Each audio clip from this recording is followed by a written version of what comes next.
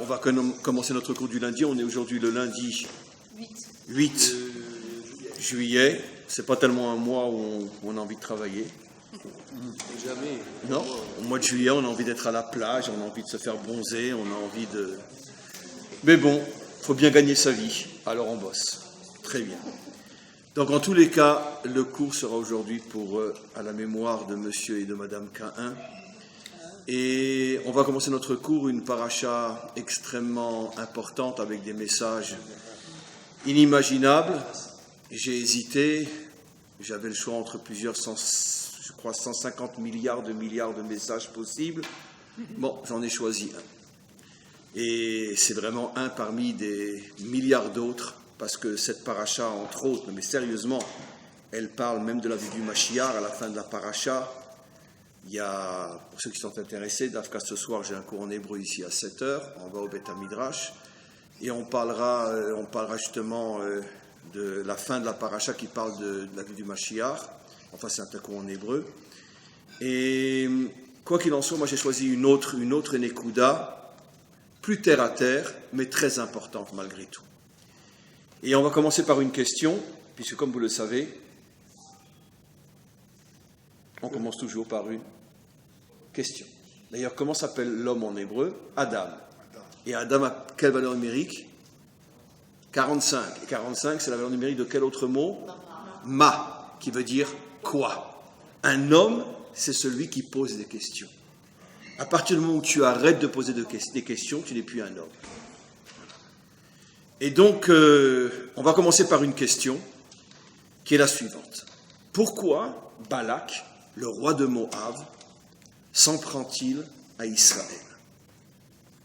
Pourquoi tout d'un coup décide-t-il de détruire Israël? Pourquoi? Éteignez les téléphones. Pourquoi décide-t-il de s'attaquer à Israël, d'amener un sorcier, on ne va pas rentrer dans les détails sur Bilam, d'amener un sorcier qui a des pouvoirs maléfiques inimaginables, comme la Torah elle-même le dit, tout celui qui est maudit par Bilam, il n'a aucune chance de s'en sortir. C'est pour ça qu'il y aura le miracle dont on va parler, que les malédictions vont se transformer en bénédictions. On va en parler, c'est loin d'être aussi simple qu'au Talmud Torah. Mais quoi qu'il en soit, qu'est-ce qu'il nous veut? Qu'est-ce qu'on lui a fait? Si vous me posez la question, mais pourquoi tu poses la question? Ben, je répondrai pourquoi je pose la question. Parce que Balak avait apparemment aucune raison de s'attaquer à nous. Pourquoi? Parce que tous les peuples savaient que la promesse qui avait été faite à Abraham, puis à Yitzhak, puis à Yaakov, puis maintenant au peuple juif libéré d'Égypte, la promesse est de reprendre la terre de Canaan. Pourquoi reprendre la terre de Canaan? Parce que les Cananéens eux-mêmes, 500 ans auparavant, avaient eux-mêmes conquis, exterminé toute la population chémite qui était sur cette terre, car comme c'est marqué explicitement dans la Torah, fin de Parshat Noach, que toute cette région-là avait été donnée aux descendants de Shem. Canaan est un Chamite. Les Chamites ont reçu le continent africain, du nord au sud. La Torah dit clairement que Canaan faisait partie de la famille de Mitzraïm, donc il devait être sur le continent africain, et Canaan a quitté sa région, est rentré dans la région de Shem, a décidé pour des raisons très profondes, mais ce n'est pas le sujet aujourd'hui, de conquérir cette terre qui s'appelait à cette époque-là pas la terre de Canaan, qui s'appelait peut-être la terre de Shem, j'en sais rien. Et donc cette terre était habitée par des millions d'hommes et de femmes et d'enfants qui ont été exterminés jusqu'au dernier. Il y a un téléphone là. C'est le vôtre peut-être. Non, c'est pas le mien. Qui ont été exterminés jusqu'au dernier, et Canaan s'est installé sur cette terre. Quand Abraham arrivera sur cette terre, Hachem dira à Abraham, on en a déjà parlé dans des cours, puisque les Cananéens sont des voleurs, des conquérants, qui vous ont volé cette terre, et que toi tu es le plus illustre des descendants de Shem, tu es un Shémite, toi Abraham, d'accord? Cette terre, dans 4 générations, te sera restituée quand vous serez un peuple et que vous sortirez d'Égypte, je vous redonnerai cette terre, vous la reprendrez à ceux qui vous l'ont volée. Exactement comme nous avons fait ces dernières décennies, après 2000 ans d'exil, toutes sortes de peuples se sont installés sur notre terre et on essaye de reconquérir notre terre. On en a déjà repris une bonne partie et Bezrat Hashem, on reprendra tout jusqu'au dernier centimètre en espérant dans notre génération et si Dieu veut, le plus tôt possible. Mais quoi qu'il en soit, ce n'est pas une histoire nouvelle parce que c'est ce que nous vivons aujourd'hui, mais n'oublions pas que quand les Juifs sont sortis de Babylonie, à l'époque de Ezra, et sont revenus en Israël, protégés par le roi perse Cyrus, quand ils sont arrivés ici, qui c'est qui habitait cette terre? Les Shomronim, en français les Samaritains. C'est pour ça que les chrétiens les appellent les bons Samaritains, parce qu'ils sont tellement contents à chaque fois qu'on nous prend notre terre. Les Samaritains, les Shomronim, qui étaient installés, ils avaient été amenés par qui? Par Sanchériv lui-même, pour empêcher les Juifs de revenir sur leur terre.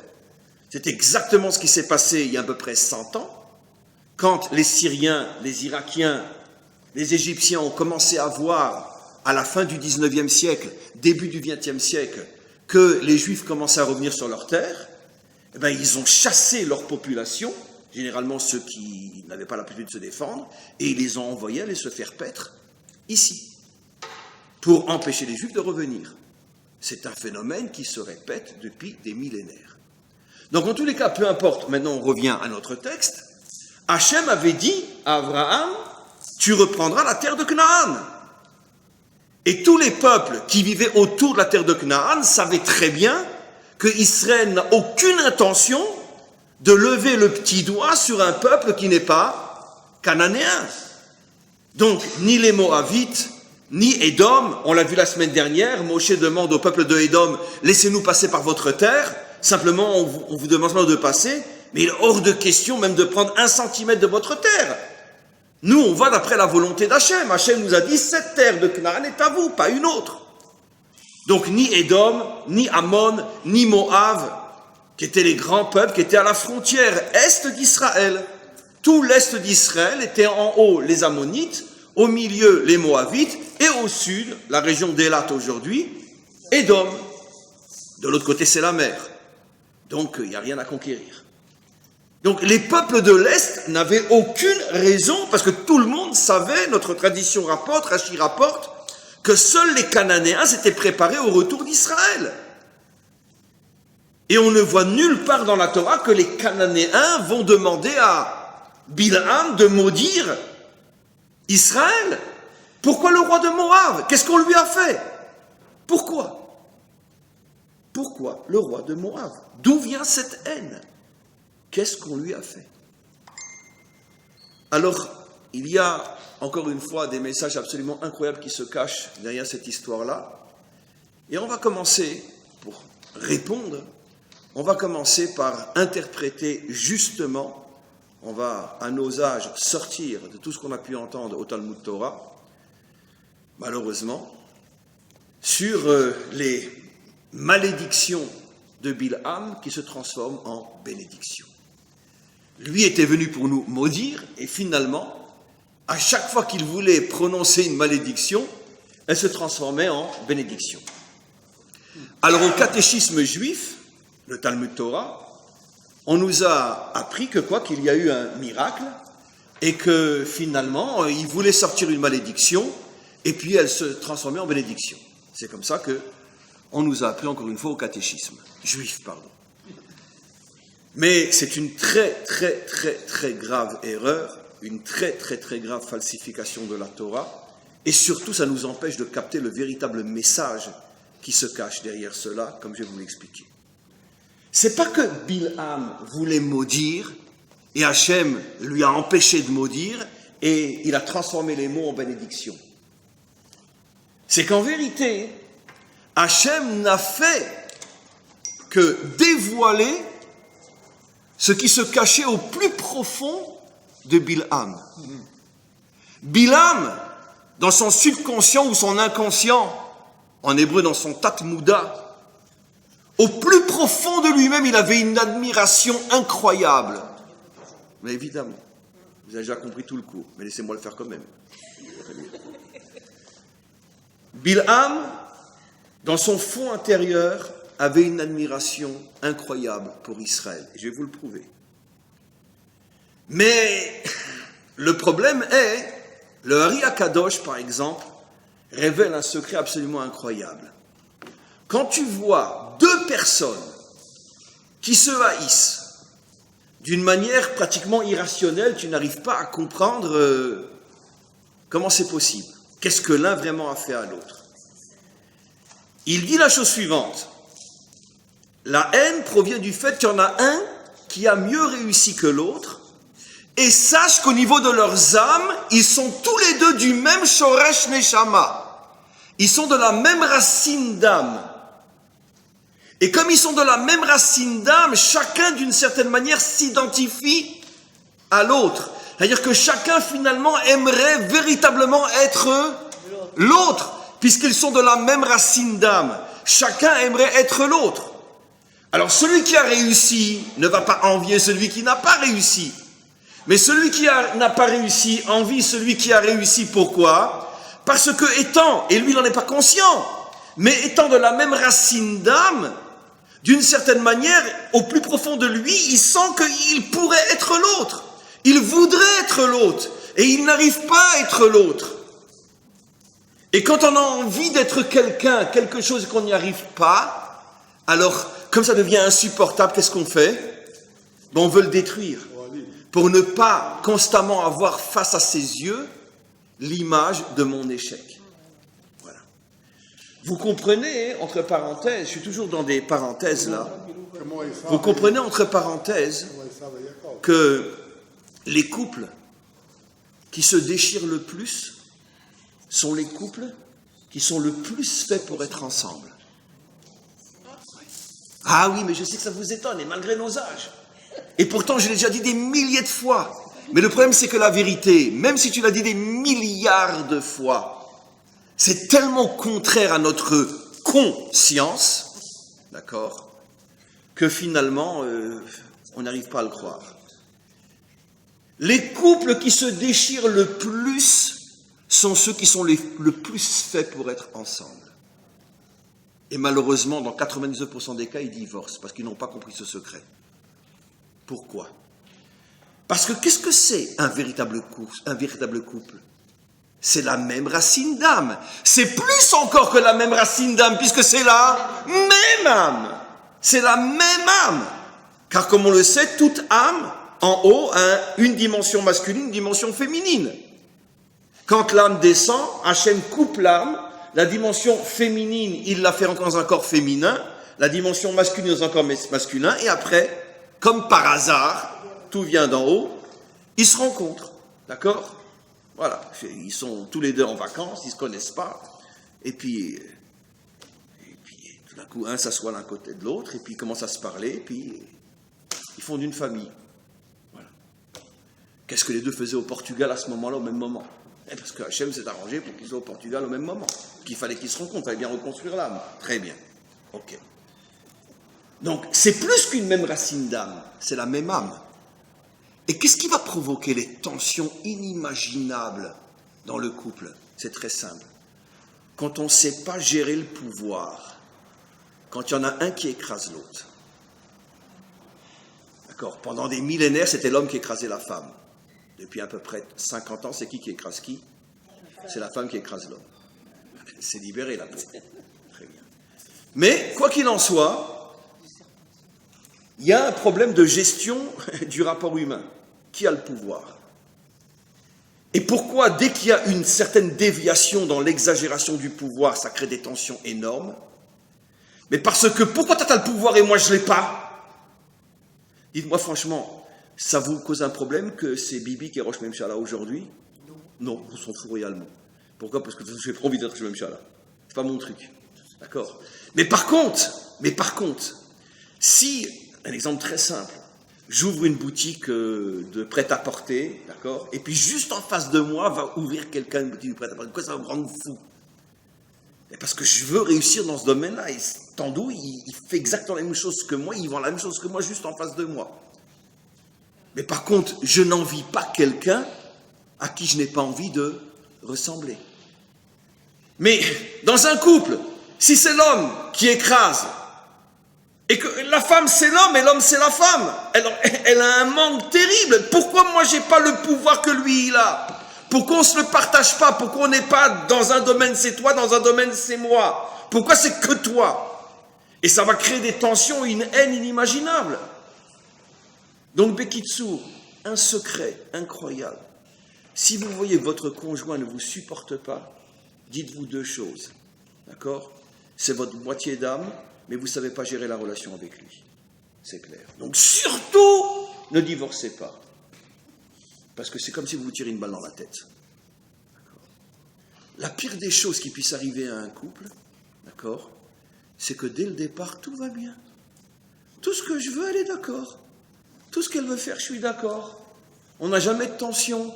Tout va très bien entre nous. C'est incroyable comme on fusionne. Tu peux être sûr que ce n'est pas ta moitié d'âme. C'est dur ce que je dis, mais bon, je vous laisse 1000 ans pour le comprendre.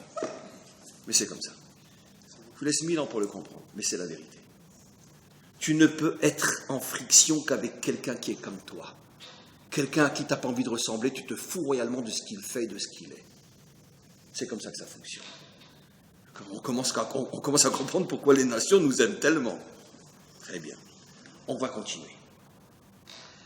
Donc, en vérité, qu'est-ce qui s'est passé? Balaam lui-même va le révéler dans notre paracha. Tout d'un coup, ça va lui sortir de la bouche. Tamut nafshi im yesharim. Je prie tous les jours pour être au même endroit que les justes au moment après ma mort. Et Rachid dit, c'est qui les fameux yesharim aux côtés desquels il voudrait être après sa mort? Abraham, Yitzhak et Yaakov.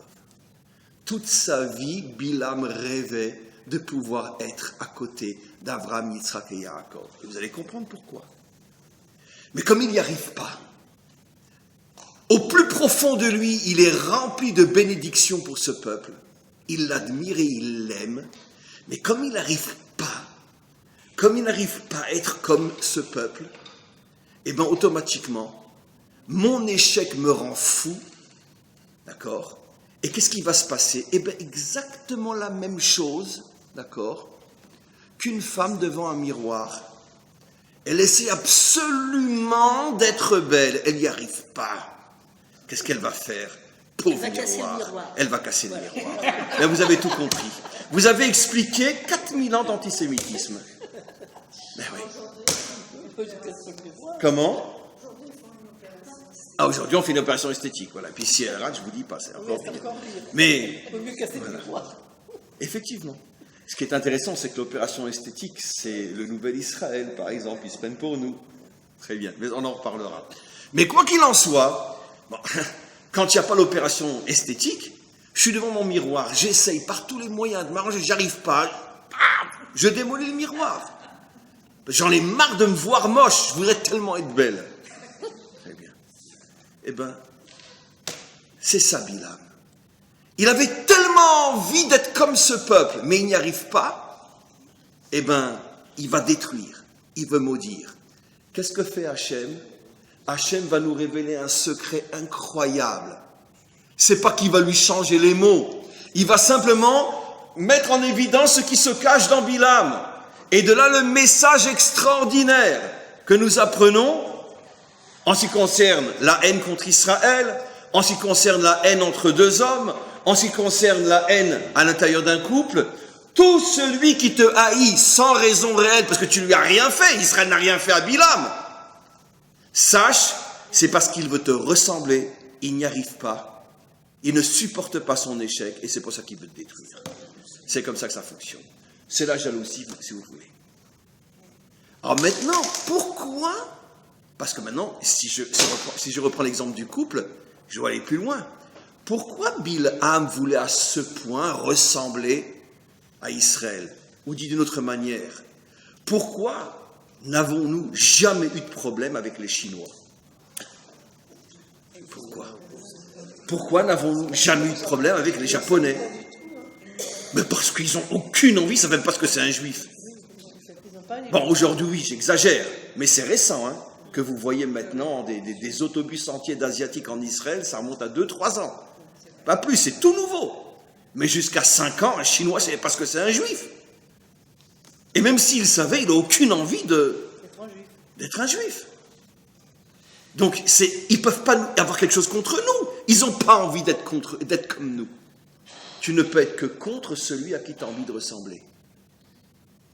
Voilà. Encore heureux qu'on n'a pas de problème avec eux, ils sont quand même 2 milliards. Très bien. Vous savez, c'est l'histoire... c'était un disque. C'est pendant la guerre des 6 jours. C'est Nasser qui appelle le roi de la Chine. Là. Enfin, il dit, il faut absolument que vous nous aidiez. Parce que déjà à l'époque, les Chinois étaient pro-arabes sur le plan politique. Vous nous aidez, on est en guerre avec les Juifs, on s'en sort pas. Alors l'autre il demande, mais combien qu'ils sont? Ben, ils sont 3 millions en 67. Et le roi des Chinois demande, à quel hôtel ils sont descendus? Très bien. Bon, on continue. Pourquoi Bilham voulait à ce point détruire ce miroir? Mais parce que le Hari Akadosh nous révèle, et dans le Zohar aussi, figurez-vous que Bilham était le Gilgoul, la réincarnation, de l'âme de qui? Lavan. C'était la famille d'Abraham. Mais Lavan, c'est pas seulement la famille d'Abraham, c'est celui qui a donné sa sœur à Yitzhak, qui va donner Yaakov. C'est celui qui va donner ses 2 filles, ses 4 filles en vérité, ses 2 filles, Léa et Rachel, à Yaakov. Et c'est lui le grand-père du peuple juif, Lavan. Lavan a créé le peuple juif. Il a créé Yaakov, il a créé les 12 tribus d'Israël. Et quand Yaakov va s'enfuir, qu'est-ce que Lavan va dire à Yaakov? Abanim banai, habenot benotai, akol sheli. Tout est à moi. Pourquoi tout est à moi? Pourquoi il voulait garder Yaakov? Pourquoi il ne voulait pas laisser les 12 tribus partir? Mais parce qu'il voulait être lui le fondateur d'Israël. Il voulait être lui le fondateur d'Israël. Et quand Yaakov a pris la fuite, ça l'a rendu fou. Parce que lui rêvait d'être, pas seulement le grand-père biologique, d'être le grand-père réel, spirituel du peuple juif. Et quand il s'est rendu compte que Yaakov, après 22 ans, passé chez lui, s'est rendu compte, Yaakov, que non, que Lavan ne pouvait pas être le modèle, et qu'il a décidé de partir, ça l'a rendu fou. Pourquoi? Parce que tu m'enlèves toute mon espérance, tout mon espoir. J'étais le grand-père biologique, je pensais que mon nom soit inscrit pour l'éternité dans la Torah d'Israël, je suis le fondateur du peuple juif. C'est parce que justement il voulait être le fondateur d'Israël qui va devenir fou contre Israël une fois que Israël lui dit non, c'est pas toi le fondateur d'Israël. Il va revenir dans le personnage de Bilham, et Bilham peut-être lui-même ne comprend pas d'où lui vient cette haine irrationnelle à l'égard d'Israël, mais il l'attire de son ancêtre Lavan, qui voulait être lui le peuple juif, et qui n'a pas pu être le peuple juif. Vous comprenez? Premier phénomène que la Torah nous révèle. Lavan, en vérité, voulait être le peuple juif. Il est revenu sous le personnage de Bilham, et maintenant Bilham, qui sait qu'il ne pourra pas être le peuple juif, veut détruire le peuple juif parce qu'il ne supporte pas de voir son échec dans le miroir d'Israël. Et revenons maintenant sur Balak. Et pourquoi Balak veut détruire Israël? Qu'est-ce que Israël lui a fait? On a quand même prouvé historiquement que Balak savait très bien que Israël n'avait aucune intention de s'attaquer au peuple de Moab.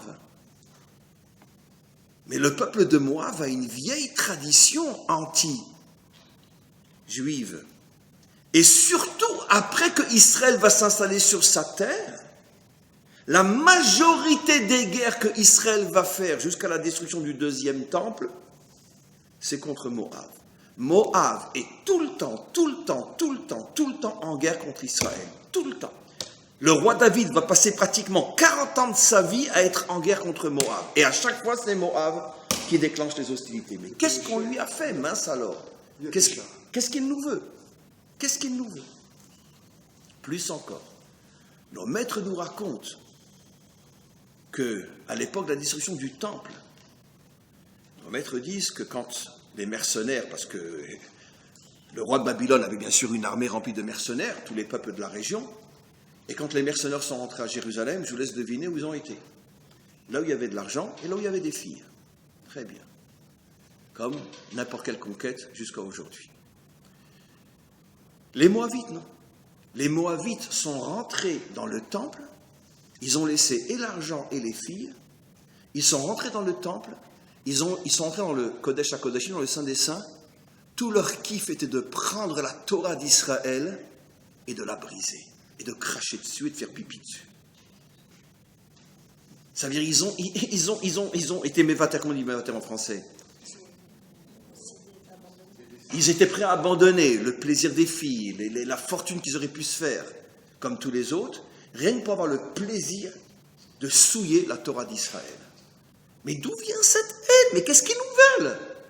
On leur a jamais rien fait. Mais si, Moab, d'où il vient Moab? De Lot. Ben oui, c'est le premier fils de l'union entre Lot et sa grande fille. Parshat Noach. Et alors il vient de Lot. Et alors pourquoi s'il vient de Lot, il nous haït tellement? Mais qui pensait être l'héritier d'Abraham? Qui pensait être le peuple juif? Lot? Ben on a un texte explicite. La dispute entre les bergers de Lot et les bergers d'Abraham. Pourquoi ils se sont disputés? La Torah nous le dit. Lot faisait rentrer ses moutons dans les champs cananéens. Abraham a vu ça, il lui a dit, mais attends, mais t'es malade, c'est du vol. Lot lui dit, pourquoi c'est du vol? Hachem nous a promis de nous redonner cette terre. En plus, c'est eux qui nous l'ont volée. Donc, les champs, ils sont à nous. D'accord? Et Lot rajoute à Abraham, et comme de toute façon tu n'as pas d'enfant et tu n'en auras pas, ton seul héritier c'est moi. Donc cette terre, elle m'appartient, c'est moi le peuple juif. Abraham lui dit non. Hachem nous a promis cette terre, c'est vrai. Mais attends qu'il nous la donne. Pour l'instant, elle est entre les mains des Cananéens. Elle n'est pas encore à nous sur le plan historique. J'ai consacré plusieurs cours à cette réponse d'Abraham extraordinaire. C'est que même si tu as une promesse divine, tu n'as pas le droit d'être un... Allez, qui va devenir? Ça commence par un F. Un fanatique. Dieu a dit! Pour l'instant, dans l'histoire, dans la réalité, ce chant, il est au Cananéen ou il est à toi? Il est au Cananéen. Alors. Ah, mais si Dieu a dit, Lot était un fanatique. Si Dieu a dit, on tue tout le monde. Abraham donne la première leçon de la Torah authentique. Dieu a dit, ça se réalisera, mais laisse l'histoire suivre son cours. Ne force pas les choses, t'es pas le bon Dieu, laisse-le diriger son monde. D'accord? D'une certaine manière, mais là je le dirais, ne le prenez pas mal, d'une manière un petit peu exagérée dans l'autre sens, l'État d'Israël est très avramique. Très avramique. Parce que, bon, vous voulez la moitié de Jérusalem, prenez la moitié de Jérusalem. Vous voulez le Gush Katif, prenez le Gush Katif. D'un autre côté, on peut dire aussi que les Palestiniens, du moment où Israël a commencé à revenir et les indépendances, etc., ça s'identifie aussi aux Moabites qui habitaient cette terre et le moment n'était Non, pas les Moabites, les Cananéens. Les Cananéens, oui. Malgré la promesse, le moment n'était pas encore venu. On peut l'identifier aussi à ce qui se passe maintenant. Mais 100%. Je dis qu'au contraire, Israël se comporte comme Abraham à l'égard de Lot, mais d'une manière même un peu trop exagérée. Par exemple, quand l'ONU a fait le partage de la Palestine en 1948 et que Israël avait reçu une bande tellement minuscule que si quelqu'un éternue, l'autre qui se trouve au nord, il doit se laver le visage, d'accord? Ben Gurion a accepté. Et les Palestiniens qui avaient reçu 99% de la Palestine n'ont pas accepté. Nous qui avions reçu 0,01%, on a accepté, Ben Gurion a accepté. Ça veut dire que c'est vrai qu'on est les enfants d'Abraham, avec des exagérations parfois, Mais c'est vrai que c'est évident que Ben Gurion avait la foi absolue comme quoi un jour cette terre serait à nous, car c'était un vrai juif, même s'il n'était pas pratiquant. Mais d'un autre côté, on voit que dans sa relation avec l'histoire, il est prudent et lent. Trop à mon goût, mais c'est Abraham poussé un petit peu trop à l'extrême. Mais en tout cas, c'est pas Lot. Lot, c'est Dieu a dit, c'est à nous, on tue tout le monde. Ça, c'est pas juif. Ça, c'est pas nous. Maintenant, il faut trouver le juste milieu. Quoi qu'il en soit, maintenant, revenons à cette histoire. Lot pensait être le peuple juif. Et quand Abraham lui a dit, d'accord, on va chanter la chanson à l'inverse de la chanson française. Où tu iras, je n'irai pas. Mais non. Où tu iras, j'irai. Qui c'est qui chantait Où tu iras, j'irai? Sheila, bien sûr. Alors, écoutez, rappelez-vous, notre jeunesse, on a grandi avec Sheila, nous. Très bien. Alors, où tu iras? Non, pas toi. Toi, tu n'étais pas né encore. Non, je parle à la fille. Mais on a grandi avec Sheila. Elle chante Où tu iras, j'irai. Et Abraham a dit à Lot, où tu iras, je n'irai pas. Tu vas à gauche, je vais à droite. Tu vas à droite, je vais à gauche. Qu'est-ce que Lot a compris? Qu'il ne serait pas le peuple juif. Et il a commencé à dire, je ne serai pas le peuple juif. Eh bien, je vais aller m'installer d'Afka avec ceux qui représentent le contraire de ta qualité à toi, Abraham. Toi, Abraham, tu es l'homme de la bonté, l'homme de la charité, l'homme de l'ouverture. Mais moi, je vais aller à Sdom, où on condamne à mort celui qui ose donner un morceau de pain à un pauvre. Voilà où je vais aller, pour te montrer que je te crache au visage. Ben, ton peuple, j'en veux pas. Et c'est comme ça que Lot commence à devenir un antisémite, lui qui pensait être le peuple juif. Regardez ces messages incroyables. Incroyables. Et bien, quand il va mettre au monde son premier fils, Moab, eh bien, il va lui transmettre dans son ADN la haine qu'il a à l'égard des Juifs. Et vous comprenez pourquoi le peuple qui a été le plus ennemi d'Israël pendant toute l'histoire biblique, alors qu'on lui a jamais rien fait, c'est les Moabites. Pourquoi? Parce qu'ils avaient hérité dans leur ADN le même problème que Bilham Lavan. J'aurais voulu être juif, mais comme je ne peux pas l'être, alors je vais détruire le miroir. Vous commencez à comprendre énormément de choses dans l'histoire. C'est intéressant quand même que les deux peuples qui nous ont fait le plus souffrir dans notre dernier exil, les Espagnols et les Boches, sont précisément les deux peuples desquels on a adopté la langue. Le yiddish et le judéo-espagnol. C'est incroyable, hein? Et jusqu'à aujourd'hui, il y a des comme ça, avec des comme ça qui parlent le yiddish. Je comprends pas, pourtant ils ont laissé toute leur famille à Auschwitz. Comment ils font pour parler yiddish? Parce que c'est quand même de l'allemand, le yiddish, hein? Bon, judéo-espagnol a plus ou moins disparu. Mais pendant des siècles, les Juifs du Sud parlaient le judéo-espagnol. Et jusqu'à aujourd'hui, la vieille tradition ashkénaze parle le yiddish. Il will nicht. Je veux pas. Comment c'est possible? Quoi, l'Inquisition et la Shoah, les deux plus grands massacres de Juifs pendant 2000 ans, et on parle leur langue. C'est intéressant parce que la langue, c'est un petit peu l'identité, c'est un petit peu le... Comment vous comprenez ça? Comment vous comprenez ça? C'est intéressant parce que en Espagne, juste avant l'Inquisition, pratiquement tous les ministres importants étaient juifs. C'est marrant parce que le conseiller principal et privé d'Isabelle la sioniste, parce que grâce à elle on est retourné sur notre terre, d'accord, il s'appelait Torquemada. Et c'est intéressant parce que Torquemada c'était quoi? À part que c'était un vrai confesseur. C'était un juif converti. C'était un juif converti. Bien sûr, c'était un renégat. Non seulement il se convertit au catholicisme, mais en plus c'est lui qui est le penseur de l'Inquisition. C'est lui qui a convaincu Isabelle de faire l'Inquisition. Et juste avant l'Inquisition, pratiquement tous les ministres importants en Espagne étaient juifs. C'est intéressant parce que juste avant la montée du nazisme en Allemagne, un avocat sur deux à Berlin, il était juif. C'est intéressant. Pratiquement la plupart des professeurs d'université en Allemagne étaient juifs. Quel est le premier pays d'Europe qui a émancipé les juifs et qui les a considérés comme des citoyens libres et égaux à part entière? Non, pas la Corse. L'Allemagne. L'Allemagne, mes amis, l'Allemagne. Le premier pays européen qui a ouvert toutes ses portes sans limite aux juifs allemands était l'Allemagne. Bien sûr. Ah oui, c'est après. Bien sûr. Bien sûr, et c'est pour ça que les juifs, très très vite. Mais où est née l'émancipation juive?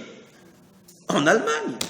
Pourquoi? Puisque voyant que les Allemands, finalement, leur permettaient de s'assimiler complètement, comment on appelle ce mouvement de l'émancipation juive? La Haskalah, qui vient du mot sechel, les intellos.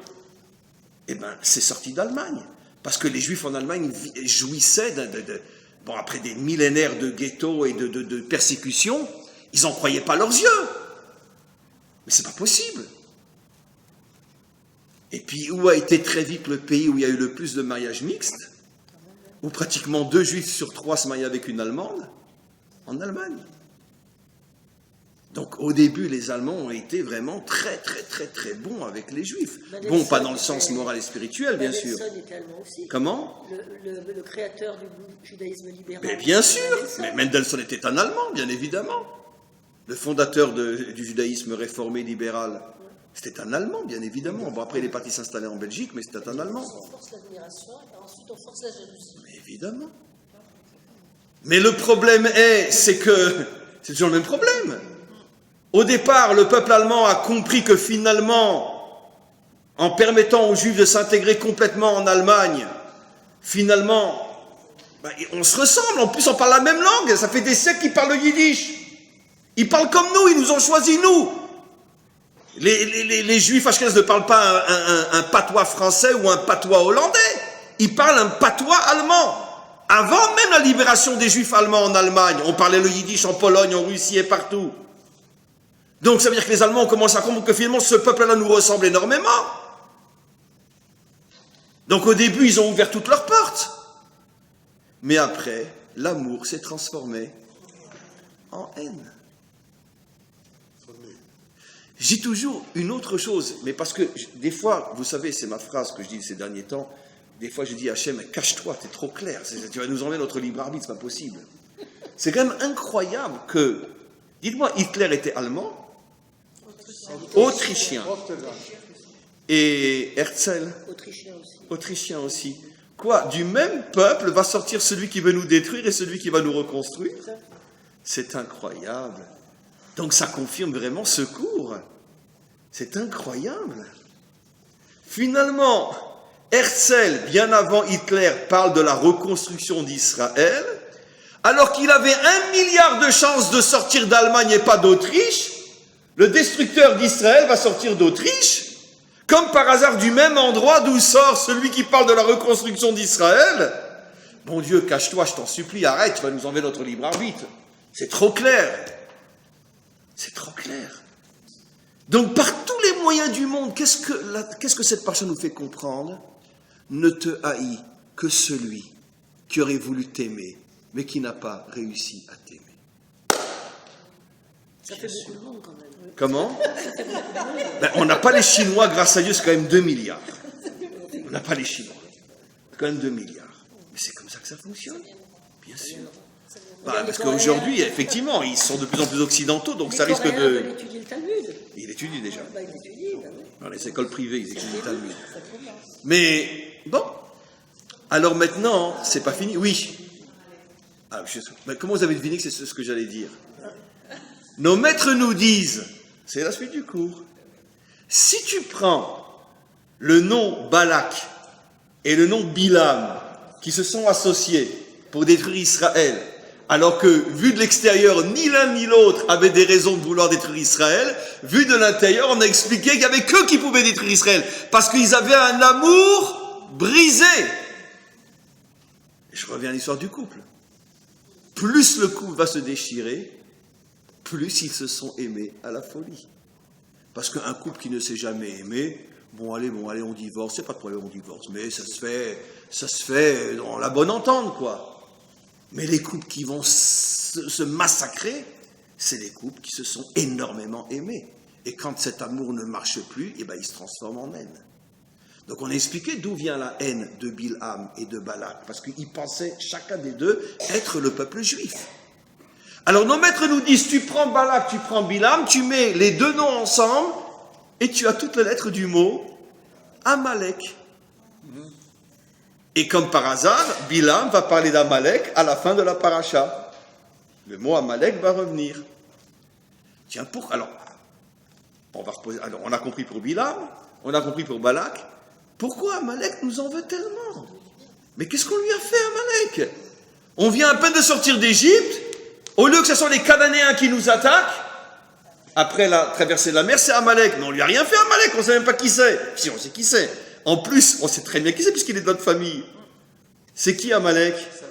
Ben, c'est le petit-fils de Yitzhak. L'arrière-petit-fils de Yitzhak, le petit-fils de Esav. Et nos maîtres nous disent, c'est le fils d'Élipaz, le fils du fils de Esav, donc l'arrière-petit-fils, l'arrière-arrière de Yitzhak, l'arrière-arrière-arrière d'Abraham. C'est notre famille, c'est notre pote. Amalek, c'est incroyable. En plus, nos maîtres nous disent qu'il a grandi sur les genoux de Yitzhak et il passait son temps avec ses mains dans sa barbe. On le sait tous, nous, les grands-pères. D'accord? Il passait, il lui arrachait les poils de sa barbe. Yitzhak lui disait, arrête mon petit chéri, arrête. Et Amalek lui répondait, t'inquiète pas, un jour j'aurai ta peau. Ben, il ne se comprenait pas, il pensait que son petit-fils plaisantait. Mais il a grandi sur les genoux de Yitzhak, et c'est notre pire ennemi. Mais qu'est-ce qu'il lui veut? Ah, mais notre maître nous raconte une histoire absolument incroyable, avec la mère Timna. Eh oui, sa mère était la fille du roi de Séhir, un grand roi, vénérable, riche, puissant. Et un jour, elle a eu un djouk, d'accord? Cette fois-ci, ça n'a pas réussi, mais ça réussira plus tard. C'est vous qui me direz. Ne le dites pas maintenant. Si vous le savez, vous levez le doigt. Elle dit à son père, papa, je m'en vais. Comment tu t'en vas? Je m'en vais. J'ai pas envie d'être une reine. T'es malade, ma fille, mais où tu vas? Eh ben, j'ai envie de faire partie de la famille d'Abraham. Qui? Abraham. C'est qui ça? Ils étaient 3 à 4 à l'époque, personne ne les connaît. Écoute, papa, je ne peux pas t'expliquer, mais écoute, c'est un homme bien et je voudrais me marier avec quelqu'un de cette famille-là. Ils ont du fric. Pas pour l'instant, mais un jour, ils en auront. C'est un roi, c'est quelqu'un... Non, c'est un berger. T'es malade, ma fille. Non, papa, écoute, on ne discute pas, je m'en vais. Elle prend sa petite valise, elle s'en va. Elle arrive chez Abraham, elle dit, je suis la princesse de Séhir. Ouais, asseyez-vous, madame. Écoutez, j'ai tout laissé, je veux m'accrocher à votre famille. Je veux me convertir, je veux m'accrocher à votre famille.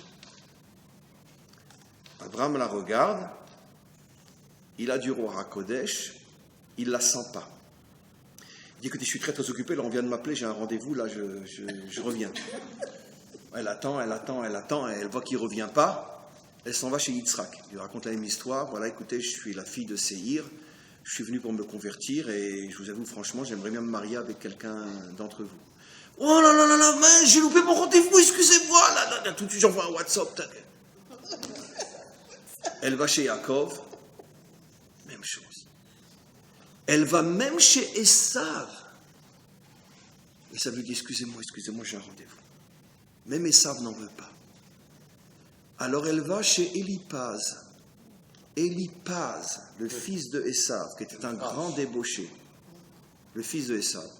Élipaz lui dit, écoute, être mon épouse, non. Mais si tu veux, tu peux devenir ma maîtresse. Ça veut dire l'humiliation totale. D'accord?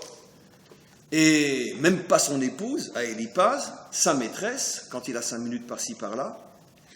Et ensemble, ils mettent au monde Amalek. Nos maîtres disent, et c'est très fort, si Abraham, Yitzhak et Yaakov n'avaient pas repoussé Timna avec autant de violence et sans explication, eh ben, ne serait pas né Amalek. Ils auraient dû lui expliquer, ils auraient dû lui faire comprendre. Mais nos maîtres posent la question, mais lui expliquer quoi? Expliquer quoi? Pourquoi? Attends, la fille d'un roi, si elle veut se convertir, pourquoi tu ne l'acceptes pas? Parce que nos pères avaient le roi à Kodesh. Et ils savaient quelque chose que vous savez aussi. Comment vous ne vous rappelez pas? Éliphaz, qui prend Timna comme sa maîtresse. Timna, c'est en vérité sa fille. Il avait couché avec la femme du roi de Séhir. Éliphaz était un grand débauché, le fils de Esav. Il avait une relation avec la reine de Séhir. Elle était tombée enceinte, elle avait eu Timna, qui est la fille d'Éliphaz. Et elle a fait croire à son mari que c'était la fille de son mari. À cette époque-là, il n'y a pas de test ADN. Et puis, heureusement pour elle, bon, elle ressemblait peut-être un petit peu à sa mère, et donc, telle fille, telle mère. Mais elle avait raconté l'histoire à Éliphaz, et c'est pour ça qu'Éliphaz, il a accepté de la garder, mais comme une chienne. Vous imaginez? De là est sorti Amalek. Mais Abraham, Yitzhak et Yaakov, ils avaient vu ça, Beroa Kodesh, ils avaient vu ça avec l'esprit prophétique. Ils avaient vu que cette femme-là, en vérité, c'est très compliqué, ils ne peuvent pas l'accepter. Mais au lieu de lui expliquer, au lieu de lui dire, ils ont dit non, on ne veut pas de toi. Elle, vous imaginez le choc, elle qui avait tout lâché pour être juive, pour faire partie de ce peuple, et elle le repoussait. Ils ont eu raison de la repousser, mais ils ont eu tort de la repousser de cette manière. Et c'est le même phénomène. Amalek est le fruit d'une tentative ratée de devenir juif. Vous avez vu comme la boucle est bouclée? Mais quel cours! Vous avez vu que tous les grands antisémites de la Torah sont en vérité des rêves de devenir juifs qui n'ont pas abouti.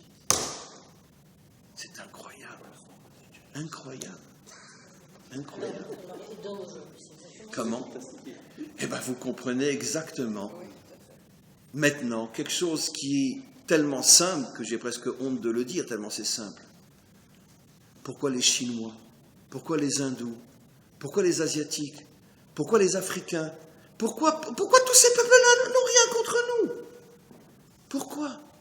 Pourquoi précisément ceux qui nous ont piqué notre religion? Les chrétiens et l'islam. Ceux qui ont voulu être nous.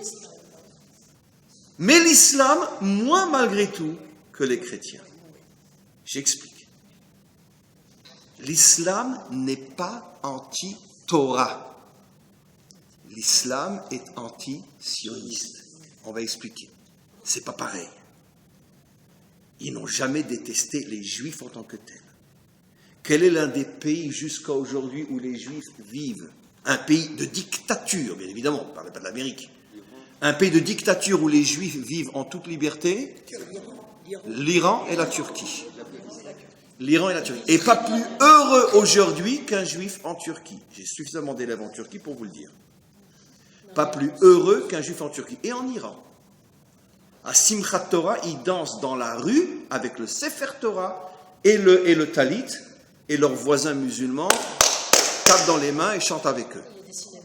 Il y a des synagogues magnifiques en Iran. Je ne comprends pas. Et pourtant, ils veulent détruire l'État d'Israël. Non.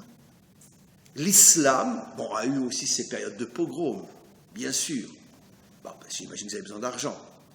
Mais l'islam ne s'attaque pas à la Torah d'Israël.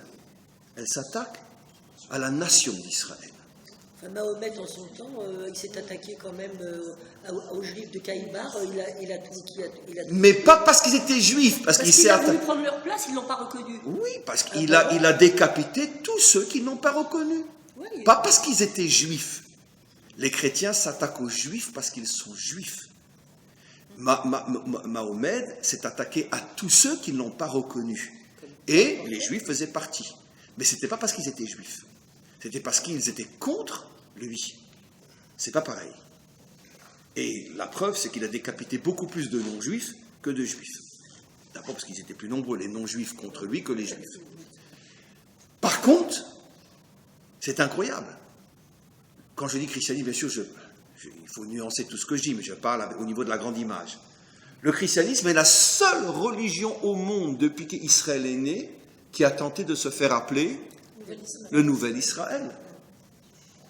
Et n'oublions pas que le christianisme a été créé à 100% par des juifs barbus, qui potaient et circoncis, qui mettaient les tefilines, qui mangeaient kasher et qui respectaient toutes les lois de la Torah. Je sais que si tu dis ça à un chrétien de la rue aujourd'hui, il va dire t'es fou, mais nous on sait que les apôtres accomplissaient toute la Torah. Toute la Torah. Parce qu'ils étaient juifs à 100%. Après, avec Paul, comme on le sait, ça a dévié quand c'est arrivé chez les barbares européens, et surtout à Rome. Mais au départ, pendant 100 ans, les chrétiens étaient juifs. C'était une secte juive. Très bien. Et c'est pour ça qu'ils ont essayé de s'appeler après les autres le Nouvel Israël. Donc finalement, ils ont essayé de nous remplacer. Et c'est la raison pour laquelle, depuis que nous sommes nés, ceux qui nous ont fait le plus de mal ont été les chrétiens. Soit au niveau de la religion, soit après ceux qui sont venus à leur place, depuis la Shoah, les pogroms, etc. Parce que, dans leur fond intérieur, ils essayent de se considérer finalement comme des juifs. L'islam n'a jamais dit qu'elle était le nouvel Israël. Par contre, l'islam a un problème par rapport à la nation d'Israël, le sionisme. C'est parce que l'islam revendique tout le Proche-Orient comme étant la terre de Allah. En premier temps, parce qu'après ça sera même New York. Mais en premier temps, le Proche-Orient, c'est la terre de Allah. Ça, c'est marqué dans le Coran. Donc, ils ne peuvent pas accepter que des gens qui ne soient pas musulmans puissent vivre au Proche-Orient. C'est pour ça que tant que nous vivons chez eux, pas plus heureux qu'un juif au Maroc. Plus encore qu'en Iran. Aujourd'hui, dans tous les pays musulmans, pas plus heureux qu'un juif en Turquie. Et s'il y en a un qui ose même traiter un juif de sale juif dans la rue, Erdogan le coupe en 4. Ah oui, oui, oui, ça paraît fou, vous ne pouvez pas me croire, mais c'est comme ça. Ne me demandez pas, moi-même je ne comprends pas. Comment il va massacrer un musulman qui ose dire à un juif, sale juif, si c'est un juif turc, et comment il est à ce point antisioniste. Mais parce que justement, il n'a rien contre la religion juive. Le Coran ne parle pas vraiment en mal contre la religion juive. Bon, c'est une sous-religion, c'est des sous-hommes, mais très bien, ok. Mais par contre, le Coran dit que malheur à celui qui ose prendre une terre de Allah et s'y installer s'il n'est pas musulman. Et toute cette partie sur laquelle nous sommes, d'après le Coran, c'est la terre de Allah. Et donc c'est pour ça qu'en tant que nation, ils nous en veulent, mais pas en tant que religion. Jusqu'à aujourd'hui, l'un des plus grands rêves du roi du Maroc, c'est de voir les Juifs revenir chez lui au Maroc. Et son plus grand conseiller est un Juif qui s'appelle comment? Azoulay. Donc, il n'a rien contre les Juifs, le roi du Maroc, bien au contraire. Donc vous voyez comment tout se tient. On comprend maintenant pourquoi les Allemands, parce qu'ils avaient finalement une telle affinité avec les Juifs. Pourquoi les ennemis bibliques, comment? Et pourquoi les Espagnols, etc. Parce que les Espagnols étaient très, très, très, très pro-juifs avant que Torquemada, finalement, ne change tout. Bien sûr. Donc, finalement, qu'est-ce qu'on comprend de là? Je sais, on l'a déjà compris. On comprend de là que, finalement, il y a peut-être une manière de s'en sortir. Et ça sera le grand travail du Mashiach qui va ramener, finalement, toutes les nations à Israël. Et d'une certaine manière, on commence à le voir aujourd'hui. Grâce à Internet, qu'il y a des milliers, des dizaines de milliers, des centaines de milliers de non-juifs pas qui veulent se convertir, mais qui reviennent à Israël, à la Torah d'Israël, et qui ont une admiration, un amour incroyable pour la Torah d'Israël, et pour le peuple juif, et pour surtout le peuple d'Israël. Pourquoi ?